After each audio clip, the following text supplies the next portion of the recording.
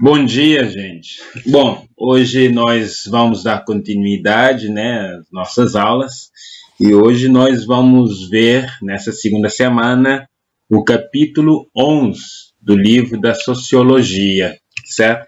Que é Política, Poder e Estado, certo?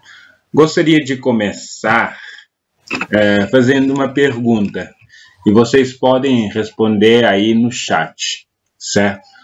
O que garante o poder ao Estado? Porque o Estado tem poder e porque nós obedecemos ao Estado. Acho, né? O que garante essa dominação? Por exemplo, nós estamos vivendo nessa época de isolamento e quando o isolamento ela é mais incisiva, né, quando é mais forte, como agora, no Ceará, em São Paulo, o que nos faz obedecer, certo? Ou por que obedecemos ao Estado? Dou vocês 2 minutos para responder. Por que nós obedecemos o Estado? Certo, então nós obedecemos por causa de já vem desde antigamente. Está desde o nosso passado, certo? Isso tem muito a ver com o que também nós vamos falar. Muito bem, Carol. Wesley, medo, talvez, segundo Daniel, o medo é muito importante. Tem gente que já falou, né, na filosofia de o medo como a arma que o Estado tem. Se não nos obedecer, nós é presos. A lei também nós vamos ver que também é um dos fatores dessa dominação. Lei pelo poder que está sobre nós. Então sempre foi imposto para nós que nós acreditássemos nisso. A crença, justamente. Triste. Pois garante o direito e o dever de cada cidadão. Um medo de ser preso. Certo, ótimo. Josiel, por causa da lei que garante os direitos e deveres do cidadão. Além disso, além do mais, né, se o Estado em algum momento não intervir, os cidadãos construiriam grandes conflitos entre si. Isso é contratualismo como nós vimos lá atrás, mesmo que em algum momento houvesse alguma concordância, certo? E eles acreditam nisso também, pessoas que nos impõem que devemos acreditar. Muito bem. Por que acreditamos na superioridade do poder do Estado? Pois, faz sentido, todo sentido. Seria uma maneira de controle, pois desde a antiguidade precisamos ser governados. Bom, vocês já deram todas as respostas possíveis, é justamente essas respostas que sociólogo como Weber, né, como Etienne de la Boétie, né, como Maquiavel, como Thomas Hobbes, Rousseau, Sir John Locke já nos deram. Então, vocês colocaram aqui de uma forma muito mais clara, certo? Mais simples, aquilo que já foi discutido lá desde a antiguidade, podemos dizer, mas estamos tratando do Estado moderno. O Estado moderno que nós vimos se formando a partir das revoluções burguesas, como a Revolução Francesa, como a Revolução Inglesa e tudo mais. Certo? Bom, vocês falaram aqui, seria uma forma de sentir seguro em ter alguém para manter a ordem, certo? O Hobbes também falou muito disso, e Auguste Comte também fala dessa ordem, certo? Muito bem, vocês falaram muito do poder. Eu quero que vocês me definem o que é poder. O que é poder? Certo? E coloca aí na mensagem a sua definição de poder. O que é poder? O Estado tem poder, certo? Nós não temos poder. temos ou não temos poder? O que é poder? Autoridade sobre algo. Tem uma autoridade sobre o outro. Tem uma superioridade. Uma forma de mandar em alguém. Muito bem. Mas superioridade. Certo. Gostei. A possibilidade de fazer algo. Ótimo, Mateus. Mas, como democracia, nós, o povo, temos certo poder. Controle sobre alguma coisa, ser obedecido e respeitado. Certo, Rebeca. Mas,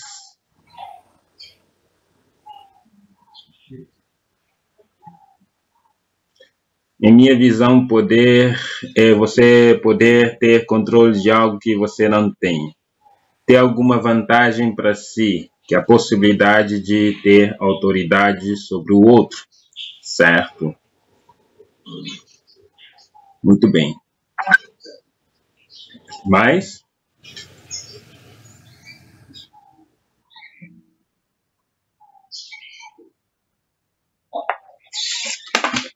nós vamos hoje até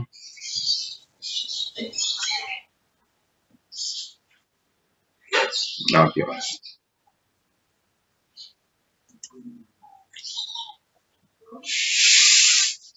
Boas-vindas à Lídia.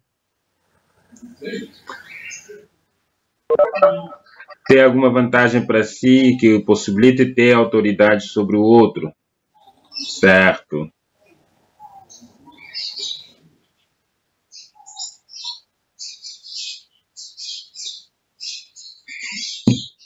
Ok, muito bem. Gostei das respostas. São muito boas, né? Muito claras. Vocês têm noção do que nós vamos tratar hoje, certo? Nós podemos dizer que não se pode separar a política do poder, certo? Estamos discutindo a política. O poder justamente ocupa o centro das questões políticas. A política tem temos uma resposta aqui. Tem quem aquele livro Guia para Governar, eu acho que o nome, certo? Sempre precisamos de um governante, é tanto que quando o Brasil ficou sem um governante, pois Dom Pedro I tinha voltado para Portugal e deixou o Brasil com 5 filhos, né? O Brasil, com seu filho de 5 anos, acabou tendo várias revoltas, pois a população não tinha alguém para seguir. Ok, muito bem, bom exemplo, né? Portanto, poder e política como essa possibilidade de fazer parte das decisões ou de influenciar nessas decisões públicas. Então, dentro dessas decisões, nós vamos ter uma relação de poder influenciar e acabando ser influenciado por alguém ou por um grupo de pessoas, certo? Então, Max Weber é o autor hoje que nós vamos pegar para tratar sobre esse assunto. Segundo Max Weber, a dominação, ela para ser duradoura, certo? Um poder realmente para se firmar, para que todo poder, agora a minha definição, que é a definição do Weber, todo poder é a possibilidade de impor a minha vontade, mesmo contra a vontade dos outros, certo? O poder é a capacidade de impor, é a possibilidade de impor a minha vontade, mesmo contra a vontade do outro. Porque o outro pode me obedecer contra a vontade, mas a minha vontade, ela se sobrepôs. Então, isso eu digo, se a minha vontade, ela se impõe contra a vontade de vocês, significa que nesse grupo eu tenho todo o poder, certo? E isso não significa que o poder ele é duradouro, né? Mediante, por exemplo, a violência, nós temos determinadas situações em que nós nos submetemos a um poder no qual nós não concordamos, nós discordamos totalmente, mas nós nos sentimos obrigados a submeter. Por exemplo, quando alguém for abordado por uma ou duas ou três pessoas armadas, por exemplo, num assalto, essa pessoa acaba se submetendo. Mas esse poder, ele dura enquanto essas pessoas estiverem armadas, certo? É um poder colocado de acordo com a força, por exemplo. Uma pessoa que tem mais força física que a outra, um coleguinha lá na escola, está usando da violência para impor o bullying, para impor a sua vontade aos outros, ou a um, ou a dois, certo? Então, essa pessoa, o seu poder não é tão duradouro. Dura enquanto o outro não adquirir tanta força física quanto, certo? Porque quando o outro também ganhar a mesma ou a mais força do que o outro, certo? Ele vai fazer uma revolta, certo? Ele vai acabando resistindo a esse poder, a essa forma de dominação. Então, Max Weber vai analisar que o poder ou a dominação, certo? Quanto mais legítima ela for, mais duradoura ela é. O que é uma dominação legítima? A dominação legítima é aquela que ganha a obediência dos outros, certo? Quando os outros são convencidos de que essa forma de governar por exemplo, é a melhor forma, ou não só de governar, mas de comportar. Por exemplo, os seus pais têm poder sobre você porque eles te convenceram que essa é a melhor forma de agir, certo? E nós fomos convencidos dentro da escola, por exemplo, que aquela forma de organização é a melhor forma, é o certo. E nós obedecemos porque acreditamos que é o certo, certo? Então, esse poder, essa dominação, ele se mantém por causa da nossa crença de que é a melhor forma. Nós fomos convencidos. Essa é a obediência consentida. Um momento aqui. Qual é o capítulo? O capítulo é o 11, do livro de Sociologia, certo? Política, poder e Estado. Ok? Continuando. Portanto, a dominação considerada legítima, ela tem 3 tipos que vocês já mencionaram aqui nos comentários do lado. Etienne de la Boétie, antes de falar desses 3 tipos, Etienne de la Boétie já havia falado de que o costume e o medo, certo? São as 2 grandes formas de manter uma dominação.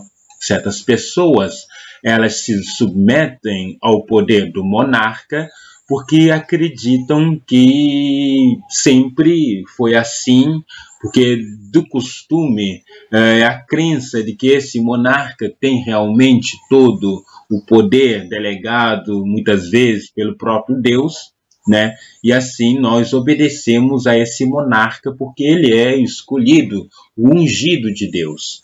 Então, a crença de que esse monarca, ou esse presidente, ou esse sacerdote, ele pode comandar, ele pode governar, porque ele é um escolhido, porque sempre foi assim, porque ele é filho do rei, portanto, ele tem todo o direito, né? Então, nós temos aqui a tradição, os costumes, como aquilo que nos faz acreditar que essa é a melhor forma de sermos governados e assim nós acabamos nos submeter a um tipo de dominação. Outro lado é o medo, né? O medo é a forma mais primitiva de governo. Então, um rei que não tem legitimidade no sentido da tradição, ele é um invasor, é alguém que vem de fora, ou alguém que usurpou do poder. Esse tirano, esse déspota, ele impõe um poder que não é aceito pelos cidadãos ou pelos súditos, mas ele acaba impondo mediante o medo. A tortura vai fazer parte, a punição, a vigilância constante vão ser as armas, né, a tecnologia para fazer com que essas pessoas acabam aceitando essa forma de dominação, certo? Nós temos, por exemplo, na ditadura aqui no Brasil, a violência da polícia, dos militares, era grande para poder, de certa forma, fazer com que as pessoas se submetessem a essa forma de governabilidade. Eite, o poder é a capacidade de impor a vontade sobre as outras pessoas, mesmo contra a vontade delas. Isso é a definição que Weber nos dá. Certo? É a possibilidade de impor a minha vontade mesmo contra a vontade dos outros. Certo? Eu digo, vai ser assim, pronto, acabou. Mas se eu não concordo, vai ser assim, ponto final. Ou seja, a minha vontade sobrepôs. Certo? Nós podemos encontrar isso muito dentro dos monastérios, dentro dos seminários, né? Dentro dos conventos, em que a disciplina faz com que as pessoas, os membros da determinada congregação, se submetem ao poder hierárquico, né, dado a uma certa pessoa, a partir da crença de que essa pessoa ocupa esse cargo por um não certo mérito próprio, mas por uma vontade divina, sob qual todo mundo se encontra. Então, já que nossas vontades estão abaixo da vontade do divino, e o divino quer nos, por exemplo, castigar, instituindo essa pessoa como nosso governante, a gente acaba aceitando esse castigo. É o que Agostinho, né, vai dizer. O mau rei, ele foi instituído vontade de Deus. A gente tem que obedecer. Ele é mau, é um castigo de Deus. E se o rei for bom, se Deus nos gratificou com um bom rei, nós estamos sendo, digamos, gratificados por esse Deus. Então, sempre seria a vontade de Deus, mesmo que o rei impôsse alguma força física, psicológica sobre as pessoas aceitariam por causa, né, justamente dessa vontade divina que não pode ser violada, que se encontra representado no rei, nessa pessoa escolhida, pode ser o sacerdote e tudo mais. A igreja fez muito isso, sim, na Idade Média.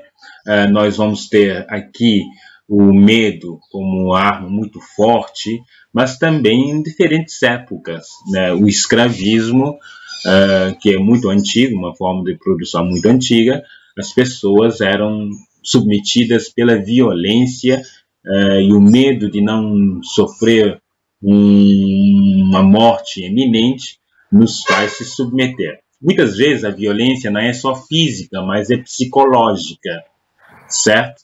A tortura psicológica. Então, o medo de ir para o inferno faz as igrejas lotarem, né, o amor a Deus. Certo? O temor a Deus é o mais pregado do que amor a Deus. Continuando agora no Weber. Weber vai dizer, bom, saindo de Etienne de la Boétie, né, que o costume e o medo é a forma que nos fez submeter, né, a determinado poder. A psicológica é pior. Muitas mulheres muitas vezes têm mais força do que o marido físico, mas acabam se submetendo por causa da tradição, né, dessa violência psicológica que foi criada ao longo da história, o machismo, certo? Essa violência, muitas vezes, essa dominação mesmo, ela muitas vezes foi consentida, porque as mulheres, né, se submetiam aos seus maridos porque acreditaram que essa é a forma natural, né, de viver em sociedade, e que não é. E até aparecem mulheres que lutaram contra isso, resistiram. Perante todo o poder, né, sempre há um contrapoder, há uma resistência. Por isso o poder ele está sempre tentando ser o mais duradouro possível, certo? Bom, vamos voltar ao Weber. Weber vai falar dos 3 tipos de dominação legítima, certo? Primeira dominação legítima que nós vamos ter, que Weber vai falar, é a dominação legítima, que é a dominação tradicional, certo? Que Etienne de la Boétie já havia nos pincelado. Ou seja, nós temos essa dominação tradicional que diz que sempre foi assim, né? Os costumes, os hábitos, toda a tradição, toda a cultura de um povo vai fazer com que determinados grupos tenham poder sobre os outros, certo? Numa sociedade como a Idade Média, em que a caça sacerdotal ela é predominante, nessas sociedades. Por quê? Porque há um costume, há uma tradição em que dá legitimidade a esse grupo de homens. Como nós também vamos ter entre os monarcas esse poder, né? Os nobres, os reis, senhores feudais, tinham poder porque as pessoas seguiam um costume, e esse costume, né, vai dizer quem deve governar. Questão de honra, questão de palavra. Então, muitas regras sociais são definidas na base de honra de palavra. Então, nós vamos ter esses monarcas que governam por muito tempo, imperadores, não baseados em leis mesmo, mas baseados na cultura, na tradição do povo no qual ele faz parte. E ele mesmo muitas vezes se considera submisso a esse determinado tipo de poder. Eu sou servo, né, do povo, é a ideia que muitos passam.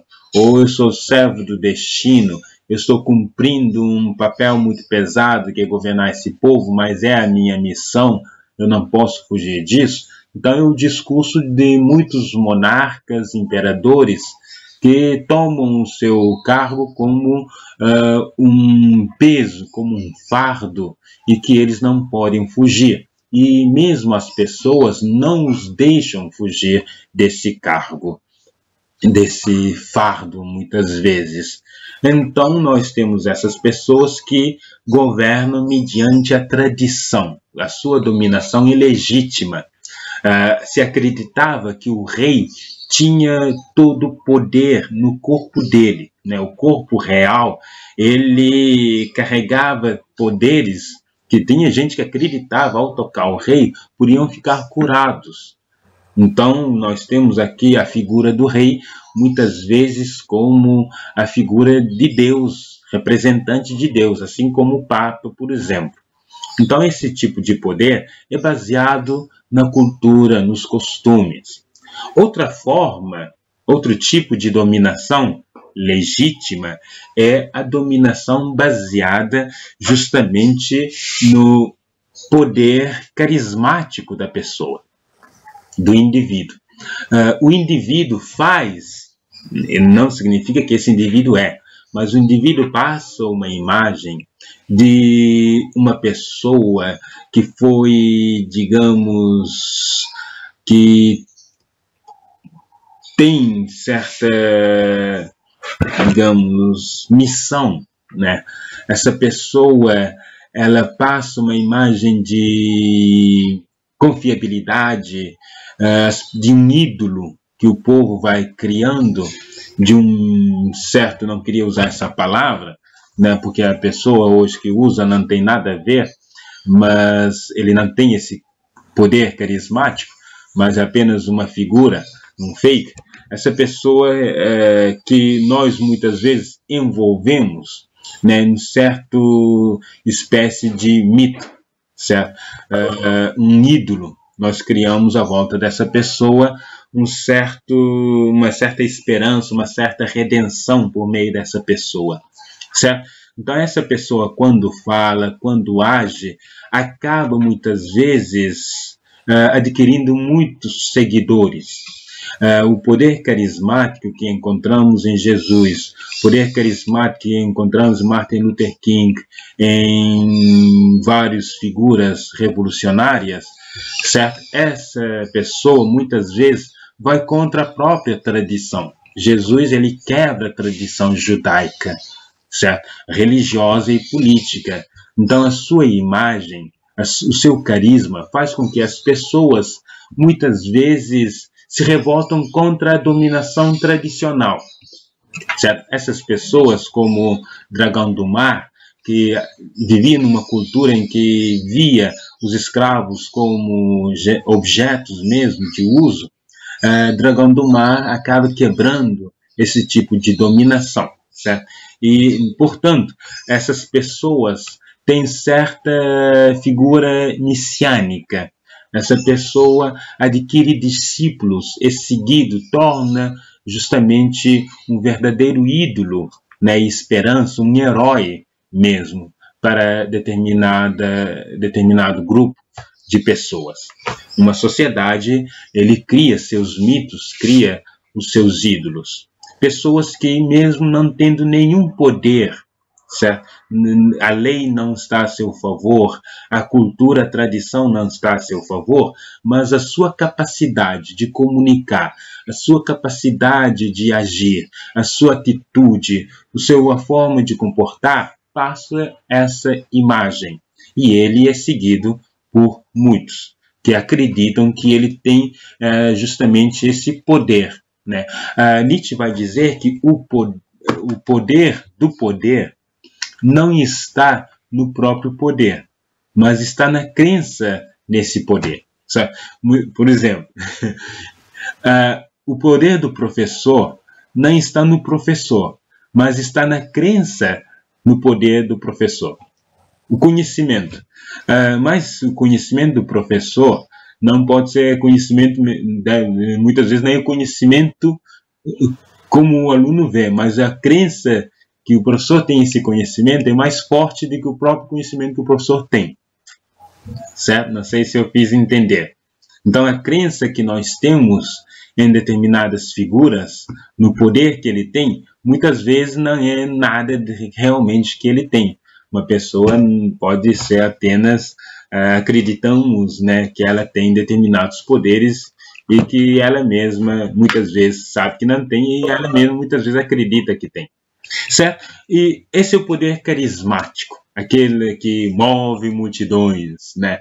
Aquele que é seguido por uma massa. Muitas vezes nós temos figuras boas, Martin Luther King, Gandhi, mas muitas vezes temos figuras deploráveis. Nós temos Hitler, por exemplo. Hitler é uma figura carismática deplorável, certo? Triste. E também nós temos hoje no Brasil essas figuras messiânicas, certo? Muito bem. Outro tipo de poder, outro tipo de dominação, é a dominação racional legal. A dominação racional legal, elas ganham muita força no final do poder monárquico. Os monarcas estavam sentindo que estavam perdendo poder, né, perante senhores feudais que queriam muitas vezes o trono, muitas vezes dominavam, o príncipe não tinha tanta força porque senhores feudais que tinham poder, tinha terra, tinha exército, muitas vezes era ameaça ao poder do príncipe, certo? Aí o príncipe, os reis europeus decidiram criar suas leis. Essas leis pensadas de forma racional, né, que não veio da cultura, da tradição, mas escreveram, colocaram por escrito, né, os seus poderes, né, a lei que os monarcas criaram para se defender dos senhores feudais, pequenos reis que surgiam nas suas terras, nas suas cidadezinhas. Então, contra esses senhores, os reis criaram essas leis e foram muito apoiados pelos burgueses, que tinham poder econômico. Então, era do interesse o monarca se aliar aos burgueses, que os burgueses davam suporte a esses monarcas. E, claro, os burgueses estavam interessados, porque em vez de pagar altas taxas a vários senhores, a gente podia pagar só ao rei. Então, vamos dar aos reis mais poder. A gente apoia eles com nossa questão, né, econômica. Nós temos poder econômico, apoiamos o rei acaba destruindo esses senhores, pequenos reis, certo? E aí nós pagamos impostos a esses reis. E o rei assim, né, os reis criando as suas leis, foram justamente extraídos por essas próprias leis.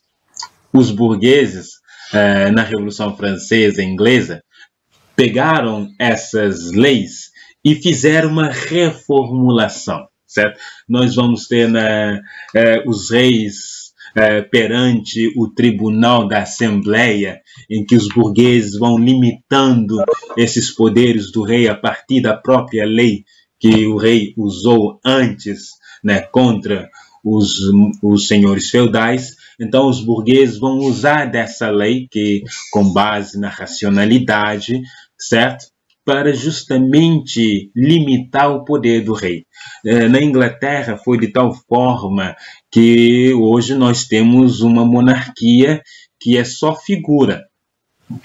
Foram destituídos, depois voltaram, mas voltaram com menos poder. Na França, os reis foram tirados tantos poderes que tentaram fazer alguma coisa, certo? E foram decapitados. Então, a monarquia foi destruída justamente pela sua própria arma. Então, nós temos os burgueses agora instituíram as leis, o Estado de Direito, certo? Como um Estado democrático. O Estado democrático é governado mediante, né, a lei. Então, o novo direito foi instituído. E assim, os burgueses, eles não têm a cultura para legitimar a sua dominação. Eles não podiam se legitimar, né, a partir da crença do povo. O povo não tinha essa tradição de seguir pessoas que também foram, digamos, tão plebeus quanto a gente, só tão mais ricos. Também não tinham ao seu favor nenhum tipo de carisma, né? Não havia não era a figura de uma pessoa, era uma classe, certo? E essa classe burguesa, portanto, tinha a lei, né, a seu favor, o poder, né, legal. Então, basearam muito nessa racionalidade. Por que racionalidade? Lembra? Quem vai formar esse pensamento liberal são os pensadores, os filósofos. Nós temos lá desde Maquiavel, certo? Maquiavel vai criar aquelas leis, aquelas regras que o príncipe deve fazer para manter o poder, certo? Nós já temos lá o surgimento do Estado moderno, com Maquiavel, certo? Pensando racionalmente como dominar, tirando o poder da tradição, né, em que o príncipe está ligado à igreja. Então, Maquiavel dá esse pontapé do início. Nós vamos ter Hobbes, que vai pensar o poder do rei, mas de forma racional, certo? Hobbes vai tentar justificar a partir do estado de natureza, antes, depois, que muitas vezes vocês deram essa resposta aqui, nós vivíamos num caos e graças ao poder soberano, nós estamos sentindo hoje seguro. Então, é uma forma racional de justificar. Mas vem John Locke, que é um pensador liberal, no início do liberalismo, ele pensa de outra forma. Ele, claro, diz que existem os direitos naturais, e esses direitos naturais têm que ser garantidos.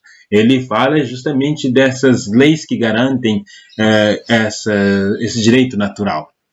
Então vem Montesquieu, que vai dizer tudo que nós devemos, liberdade e agir dentro do que a lei permite, certo? O povo deve ser soberano. Então, assim nós vamos ver surgindo na modernidade, a partir de um pensamento racional, que vai construindo leis, e o Estado vai se apoiando nessas leis. Assim, nós temos o surgimento do Estado moderno, a partir de uma dominação legítima e legal, certo? Legítima, legal, não ilegal, certo? Legítima, legal, em que vai dar o certo poder a quem ocupa um determinado cargo. Por exemplo, numa democracia presidencialista, o poder não está no corpo do presidente, nem no carisma do presidente. Ele pode ser muito carismático, mas a lei pode prendê-lo, certo? A lei pode estar a seu favor ou não, e isso faz com que ele perca poderes, certo? Então, o rei, ou nesse caso o presidente, ele tem justamente todos esses poderes porque é garantido por uma Constituição. Ele está submisso à Constituição. É o que nós estamos vendo grande disputa hoje no Brasil, que estão dizendo que o presidente ele está debaixo da Constituição. Ele não pode se colocar acima da Constituição, como nós temos o indivíduo aí querendo colocar-se acima da Constituição, invocando a ditadura, certo? Isso é contra o Estado moderno, que é o Estado de Direito Democrático, certo?